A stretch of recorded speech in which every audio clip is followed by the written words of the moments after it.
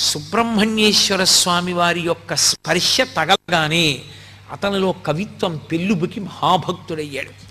కందానుభూతి అని చెప్పి ఆయన అద్భుతమైనటువంటి సుబ్రహ్మణ్య గీతములను రచన చేశాడు.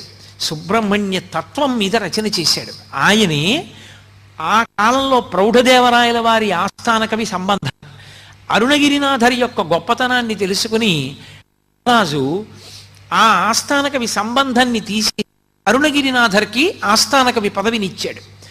ఈయన ఆస్థాన కవి ఉంటూ సుబ్రహ్మణ్యుణ్ణి సేవించాలనేటటువంటి తాపత్రయంతో తెచ్చిన పువ్వులతో సంతోషపడక పరకాయ ప్రవేశ విద్య తెచ్చుకుని తన శరీరాన్ని అరుణాచల దేవాలయంలో ఒక మూల ఎవరికీ కనపడకుండా విడిచిపెట్టి చిలుకలోకి ప్రవేశించి పక్కన ఉన్నటువంటి వనాల్లో వెళ్ళి పారిజాత పుష్పాలు వచ్చి సుబ్రహ్మణ్యుణ్ణి సేవిస్తుండేవాడు.